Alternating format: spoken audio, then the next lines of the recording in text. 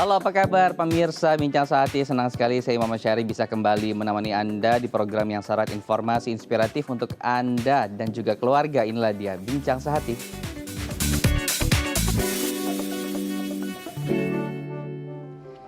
Pemirsa Bincang Sehati, di musim penghujan seperti sekarang ini kita pasti khawatir dengan penyakit batuk ataupun flu ya. Karena batuk ini adalah sebuah gejala yang diberikan oleh tubuh untuk merespon sesuatu hal yang terjadi di tenggorokan kita atau di sistem pernapasan kita. Nah, bagaimana kemudian kita mewaspadai batuk ini di musim penghujan terutama di bulan Desember sampai dengan nanti Januari Februari. Apakah nanti batuk ini benar-benar batuk karena bakteri dan juga masalah pernapasan atau justru ternyata ini adalah salah satu gejala COVID-19. Nah, kita harus pintar nanti bagaimana membedakannya. Tapi sebelum kita masuk ke tema kita tentang hati-hati dengan batuk, saya akan membacakan beberapa mitos dan fakta seputar batuk yang banyak beredar di masyarakat. Yang pertama adalah batuk lama itu adalah TBC.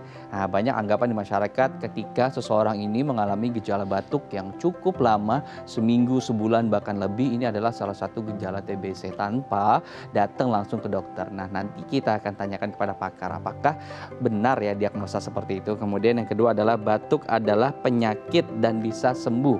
Nah, ini banyak anggapan bahwa batuk ini adalah penyakit. Padahal sebetulnya batuk itu adalah gejala yang diberikan oleh tubuh untuk merespons suatu penyakit yang sedang dirasakan oleh tubuh. Nanti kita akan lebih detail tanyakan dengan pakar ya pemirsa. Kemudian yang ketiga adalah jangan makan makanan yang asam. Makan makanan asam benar nggak ya? Sebetulnya bisa menyebabkan batuk atau misalnya seperti sering minum minuman dingin dengan batu es, ini benar nggak ya bisa menyebabkan batuk? Nanti kita akan tanyakan dengan pakar.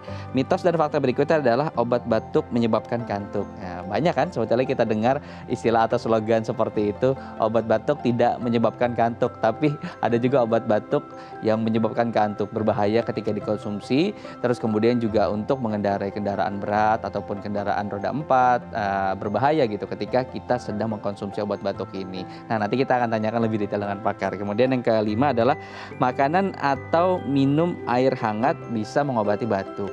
Nih, ini banyak juga diterapkan oleh masyarakat sebagai salah satu obat tradisional. Ketika kita batuk, kemudian kita hanya mengkonsumsi minuman hangat, baik itu hanya air putih saja atau air mineral saja, atau yang dicampur dengan beberapa obat herbal untuk melegakan tenggorokan. Tapi apakah cara seperti itu cukup untuk meredakan gejala batuk? Nanti kita tanyakan kepada pakar. Untuk Anda, pemirsa Bincang Sehati yang tertarik dengan tema kita pada hari ini dan ingin bergabung, bisa menghubungi kami di 021 290 32644 atau bisa melalui Instagram kami di @bincang_sehati_tv. Kita akan jeda dulu, nanti kita akan kembali dengan pakar seputar hati-hati dengan batuk.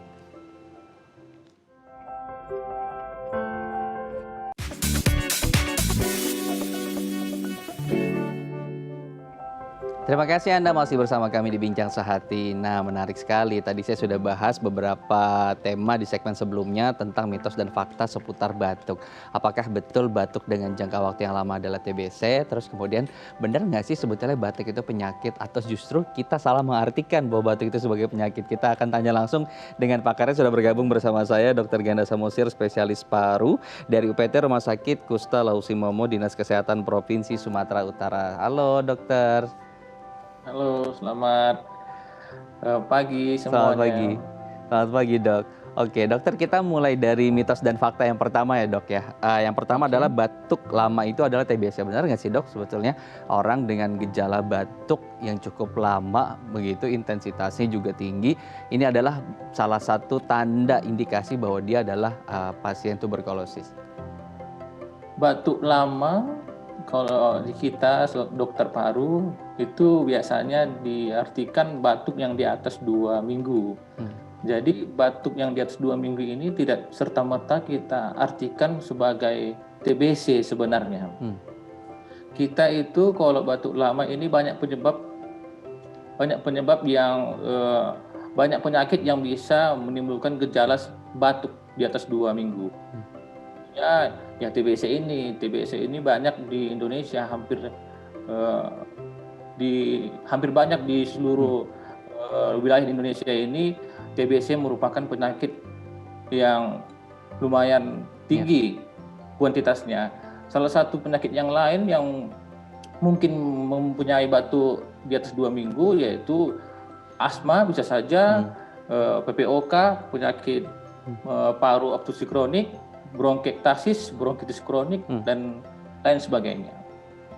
Baik gitu ya. Jadi sebetulnya batuk lamanya dilihat dulu gitu ya, nanti gejalanya apa, tidak langsung tiba-tiba itu adalah tuberkulosis, karena tadi banyak lagi penyakit-penyakit lain juga yang memiliki gejala batuk yang lama gitu. Nah kemudian kita masuk ke yang berikutnya adalah batuk ini sebetulnya penyakit atau bukan, Dok? Dan sebetulnya batuk ini bisa disembuhkan atau tidak gitu?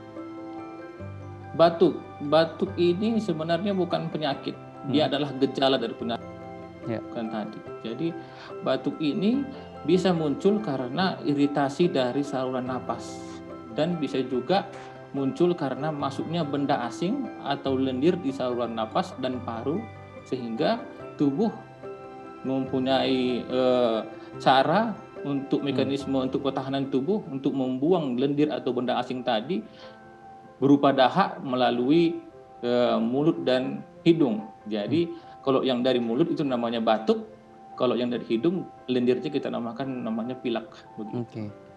Oke, jadi batuk bukan penyakit, batuk ini adalah tadi gejala begitu ya, sebuah respon yang diberikan oleh tubuh kita gitu ya. Oke, jadi kalau misalnya ditanya nanti sakit apa ketika ke dokter, batuk.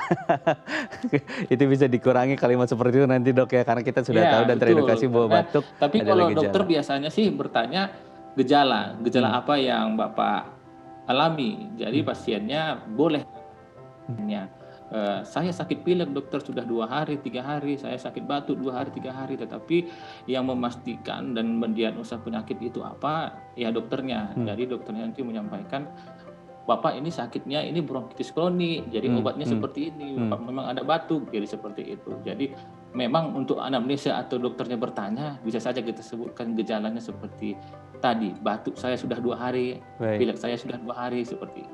Oke, kita mitos fakta yang berikutnya adalah jangan makan makanan yang asam. Benar nggak sih, Dok? Sebetulnya kita tidak boleh makan makanan yang asam karena kemudian bisa menyebabkan batuk tadi. Penyebab batuk ini banyak. Salah satunya adalah naiknya, refluksnya asam lambung ke saluran napas bagian atas. Jadi untuk pasien-pasien yang sering menderita sakit asam lambung, apalagi yang di atas umur 40 tahun ke atas, jadi dengan memakan asam, tubuh kita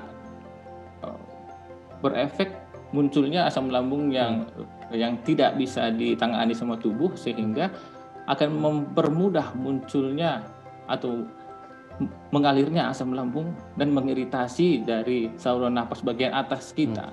Jadi dengan adanya asam lambung yang kena ke saluran napas kita teriritasi.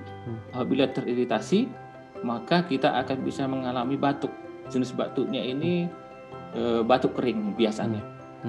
Oke, jadi ada korelasinya ya tadi ya, antara makanan tadi yang asam terhadap tadi gejala batuk. Oke, kita masuk ke mitos dan fakta yang keempat adalah obat batuk menyebabkan kantuk. Nah, benar nggak sih, Dok, sebetulnya obat batuk yang selama ini, obat pereda batuk sebetulnya yang selama ini ada dan beredar di pasaran, ini bisa tadi menyebabkan kantuk, atau tidak semua obat menyebabkan kantuk? Batuk itu ada banyak, dan yang tahu sebagai dokter paru, sini ada batuk dahak dan batuk kering. Obat batuk juga ada banyak.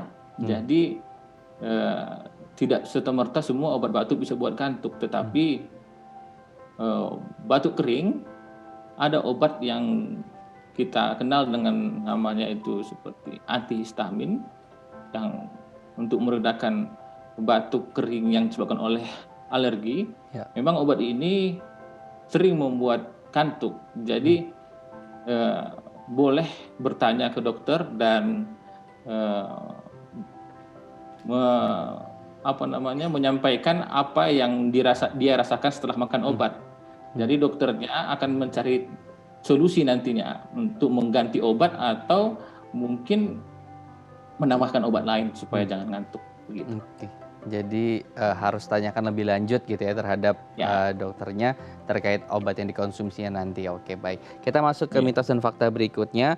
Makanan atau minuman hangat ini bisa mengobati batuk. Nah, ini banyak sebetulnya diterapkan oleh masyarakat sebagai salah satu cara tradisional atau herbal gitu ya. Sebetulnya benar nggak sih, Dok, bisa meringankan gejala tersebut gitu? Batuk seperti yang saya sampaikan tadi, dia itu bisa saja karena adanya sekret atau lendir di saluran napas bagian atas, bisa juga karena adanya iritasi di saluran napas bagian atas, dan ada juga di paru. Tetapi apabila hanya di saluran napas bagian atas, apabila kita minum air hangat, makan air hangat, atau uap air hangat, uap hangat, itu yang hangat-hangat ini bisa mengenai dari lendir kita yang ada di saluran napas bagian atas, sehingga bisa mengencerkan dahaknya. Jadi dia bisa bersifat jadinya mukolitik, bisa juga dia bersifat dekongestan, yaitu melegakan saluran napas kita bagian. Bisa dianjurkan untuk pemakaian atau minum air hangat, makan air hangat, dan uap hangat untuk mencegah dan mengobati batuk ringan. Oke, jadi untuk kasus tertentu sebetulnya bisa dengan mengkonsumsi minuman hangat dengan tambahan herbal itu bisa tadi meredakan batuk. Tapi untuk jenis penyakit tertentu gitu ya, terutama untuk tadi saluran pernapasan dengan mengencerkan lendir tadi. Oke. Nah, kita harus jeda dulu nih, Dokter Ganda. Nanti kita akan banyak bicara lagi seputar tema hati-hati dengan batuk. Untuk Anda pemirsa yang penasaran dengan tema kita hari ini dan ingin bergabung dan berkonsultasi langsung dengan Dokter Ganda, bisa menghubungi kami di 021 290 32644 atau bisa DM kami di Instagram kami di @bincang sehati.id TV. Kita jeda dulu ya pemirsa, tetap bersama kami di Bincang Sehati.